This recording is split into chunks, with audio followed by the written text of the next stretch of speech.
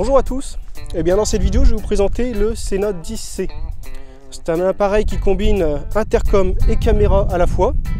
Vous voyez installé ici, on a donc un encombrement réduit, ça évite d'avoir un appareil de chaque côté du casque par exemple, ça réduit donc aussi la prise au vent entre autres. Donc c'est un produit qui est sorti il y a bientôt 1 an maintenant et qui dispose des dernières nouveautés, à savoir par exemple le Bluetooth 4.1, donc le meilleur Bluetooth qui se fait à l'heure actuelle sur ce genre d'appareil. Donc l'appareil est livré avec tout un tas d'accessoires, notamment au niveau de la fixation. Vous avez le choix entre la pince, vous viendrez serrer avec deux vis BTR derrière, ou alors le pad 3M qu'on retrouve traditionnellement sur les caméras qu'on reçoit. Vous avez donc bien sûr les oreillettes que vous placerez à l'intérieur. Ici par exemple sur le Scorpion Exo 500R, vous avez des emplacements qui sont prévus. Vous venez mettre le petit scratch autocollant et vous placez les oreillettes à l'intérieur avec les mousses pour améliorer la qualité de son. Vous aurez d'ailleurs différentes cales d'épaisseur pour rapprocher au plus les oreillettes de vos oreilles. Et puis deux micros, le premier de type perche, normalement dédié au casque modulable ou casque jet, j'y reviendrai plus tard. Et puis un petit micro filaire, tout petit, qui fait 1 cm de diamètre, qui est normalement prévu donc pour les casques intégraux comme celui-ci, que vous viendrez coller près des joues, devant de votre bouche, suivant la sonorisation de votre casque. Donc je vous montre rapidement ici comment il s'installe et comment on l'enlève. Vous avez donc un connecteur sous l'appareil avec une sécurité. Vous faites sauter la sécurité, voilà, vous ouvrez le clapet et vous tirez sur le câble. Alors n'ayez pas peur, c'est un petit peu dur, hop, une fois que c'est fait, vous pouvez retirer l'appareil en le faisant glisser vers le haut. Et voilà. Vous remarquerez d'ailleurs que la lentille est rotative pour s'adapter à votre casque. Alors, en termes d'autonomie, vous ne serez pas trop déçus puisque il est capable d'enregistrer jusqu'à 2 heures en vidéo, mais en vidéo seule. C'est-à-dire que si vous utilisez l'intercom simultanément, à ce moment-là, l'autonomie va réduire. Ça va tourner autour des 1h15, 1h30. Mais une chose très bien, c'est qu'on peut recharger l'appareil pendant qu'on enregistre. Donc personnellement j'utilise une batterie externe que je mets dans ma poche, je passe le câble comme ça qui est assez long, le câble qui est fourni, et puis je le ressors sur l'appareil. C'est-à-dire que là j'ai une autonomie illimitée, que ce soit en intercom ou caméra, seule la carte interne va me limiter en capacité de stockage. L'intercom quant à lui dispose d'une autonomie d'environ 17 heures, mais là c'est pareil, si vous combinez avec la vidéo, l'autonomie sera forcément réduite. Si vous filmez par exemple 2 heures en vidéo, vous avez donc utilisé toute l'autonomie vidéo. L'appareil va stopper la vidéo et va quand même continuer à pouvoir utiliser les fonctions d'intercom. Et vous aurez encore plusieurs heures d'autonomie uniquement en intercom. Donc pour ce qui est de l'ergonomie, je n'ai vraiment rien de spécial à reprocher. C'est assez simple d'utilisation, assez intuitif. Même avec les gants, je n'ai pas ressenti de difficulté à le manipuler. Les boutons se trouvent assez facilement, il n'y en a pas beaucoup. Si jamais vous avez un trou de mémoire sur une fonction, vous avez un raccourci dans l'application smartphone pour avoir un accès donc à la notice rapide d'utilisation ainsi qu'au manuel complet d'utilisation, qui est d'ailleurs passé en français depuis la toute dernière mise à jour. Donc je vous la montre ici rapidement. Vous avez le guide rapide, le manuel d'utilisation complet et toutes les fonctions personnalisables. Une chose que j'ai trouvé bien pratique à l'usage, c'est qu'on peut par exemple personnaliser ce qu'on enregistre, c'est-à-dire qu'on peut enregistrer ou non la musique, la radio FM, l'intercom ou le téléphone. C'est-à-dire que si je suis avec un collègue sur la route, que je vais en faire une vidéo, nous sommes en intercom, je choisis d'enregistrer notre conversation. Mais si entre-temps j'ai un appel téléphonique, je peux choisir de ne pas l'enregistrer sur la bande son. Idem pour la radio FM ou la musique si vous en écoutez à ce moment-là.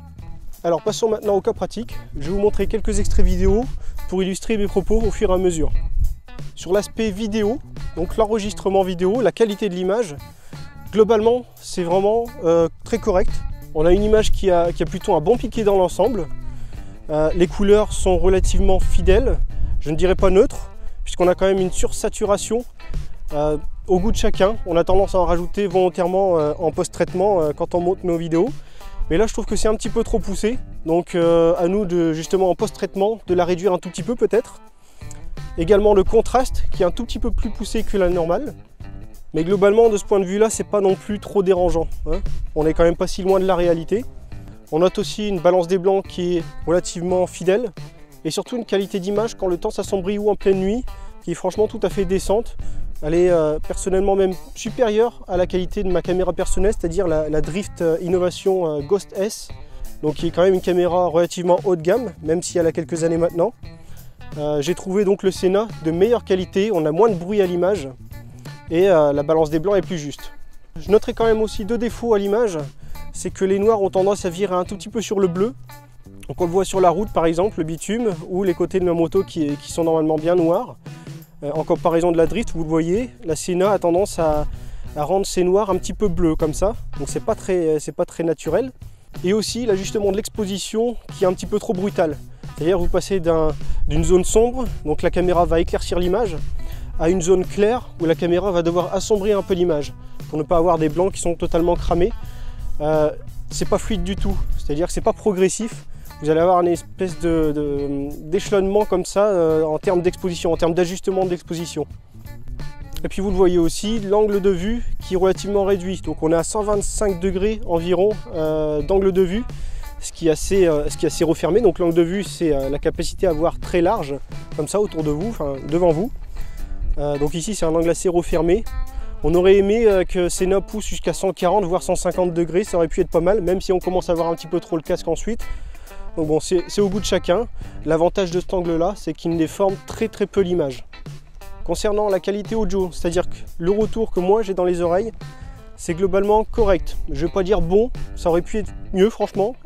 L'écoute de la musique n'est pas très agréable, surtout dès qu'on pousse le volume. Donc à basse vitesse en ville, bon c'est très bien, il n'y a pas grand chose à reprocher. Par contre dès qu'on monte en vitesse 90 voire 110 sur autoroute, on va devoir monter le son. Et fatalement le son, ça va être un peu poussif, c'est-à-dire que vous allez tout de suite monter dans les aigus, ça va être un peu criard, désagréable. Donc la seule solution que j'ai trouvée pour avoir un bon son, c'est d'utiliser mes bouchons d'oreille. Donc j'utilise personnellement des Alpine Music Safe Pro.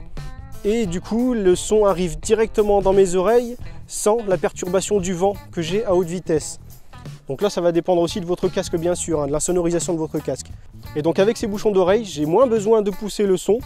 Et là, j'arrive à avoir une bonne qualité audio. Pour les micros, je vous le disais tout à l'heure, on en a un qui est de type perche, c'est-à-dire solide comme ça, qui vient normalement devant votre bouche si vous avez un casque jet ou modulable en position ouverte. Et un plus petit micro, vous viendrez scratcher à l'intérieur du casque, soit devant votre bouche, soit sur le côté, suivant les résultats que vous obtenez. Pour moi, ce micro-là est inutilisable, le petit je parle. Il sature systématiquement, que vous parliez fort ou pas. Alors passer 50 km/h, c'est pas la peine, c'est inexploitable. Donc je l'ai placé exactement au même endroit que le micro perche, c'est-à-dire juste en bord de mousse. Quand je le mets derrière la mousse, de toute façon le son est complètement étouffé. Et si je le mets devant ma bouche, ça capte n'importe quel bruit, c'est pas agréable à écouter. Et de toute façon ça ne change rien d'un point de vue saturation. Donc je répète, le micro est placé au bord de la mousse, il dépasse à peine. Et donc voilà, je suis à 70 km/h. Ici je me retrouve à 90 km/h. Un petit peu de vent ressenti, mais voilà, il n'y a pas tellement de vent aujourd'hui, donc c'est pas ça qui pose problème. Donc je vous recommande vivement de passer sur le micro perche, que vous ayez un casque modulable ou pas. Donc malheureusement ce sera un petit peu plus compliqué de le placer dans certains casques intégraux, puisqu'on le passe normalement derrière la mousse. Et comme il y a un certain encombrement du système, c'est pas toujours très facile à placer. Mais c'est le micro qui m'a donné les meilleurs résultats. Cela dit, c'est franchement pas très bon. Vous avez donc des mousses d'origine qui sont fournies. Avec les mousses d'origine, j'avais vraiment un son qui était vraiment pas terrible du tout. À la limite de l'exploitable à mon goût. Donc j'ai contacté Sena à ce propos. Beaucoup de personnes sont touchées apparemment, y compris sur leur forum, qui sont venus s'en plaindre un petit peu. Sena m'a envoyé un kit de mousse optionnel. Ces mousses sont plus denses et un petit peu plus épaisses. Et j'obtiens avec ça une meilleure qualité audio.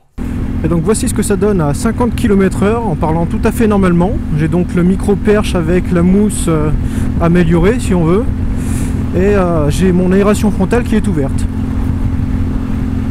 Cette fois l'aération frontale est fermée et je suis à 70 km/h.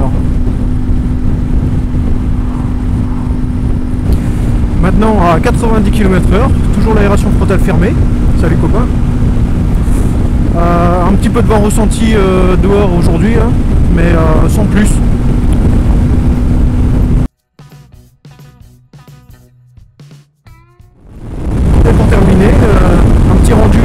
km/h, donc je suis obligé de parler un tout petit peu plus fort pour m'entendre moi-même.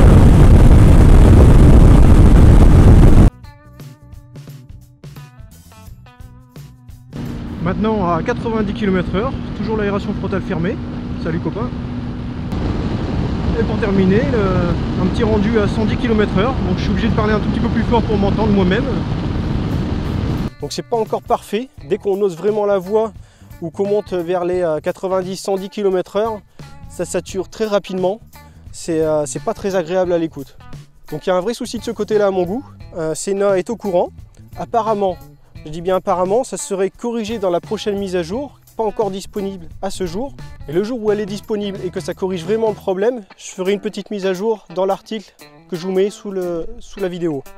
Donc pour le moment, si je résume, le son est inexploitable avec le tout petit micro et correct avec le micro perche et on va dire bon avec les mousses optionnelles qui coûtent en passant une dizaine d'euros le sachet de quelques mousses.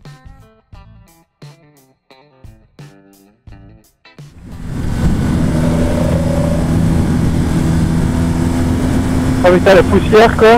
Ouais, je suis content d'être premier. Ah ouais, je voyais plus rien, oui. Alors il y a quelques crottins de terre ici, attention.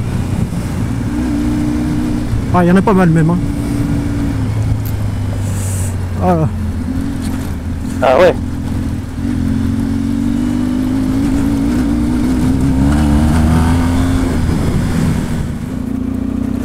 Ah bah je pourrais voir les suspensions sur des pavés. Ouais. Ça se coûte aussi bien. Là je suis assis et franchement ça va quoi. Largement. Ah, j'aime pas les pavés. Putain, heureusement que j'ai bien fixé l'appareil dans le top case parce que ça doit remuer là-dedans. Ouais, c'est ah non, les chocs, elle absorbe super bien quoi. Ah, c'est cool. Et t'as mis un mode particulier? Non, je sais pas si t'as des modes. J'ai laissé standard, non. Il y a très peu d'électronique, hein, c'est tout mécanique. Mais t'as quand même du mode confort et sport, non? Non, rien du tout. D'accord. Je dois régler ça manuellement. Ah oui, après c'est manuel. Ouais, bah, c'est pas plus mal, franchement, c'est bien. Ouais, c'est vraiment. Ouais, il m'a dit qu'il a fait une bonne pointe là. C'est super joli comme ça en fin de journée. Ouais. Attention si ça tombe plus fort. Ouais. Et il y a un peu de terre. Ah, attention. Ouais.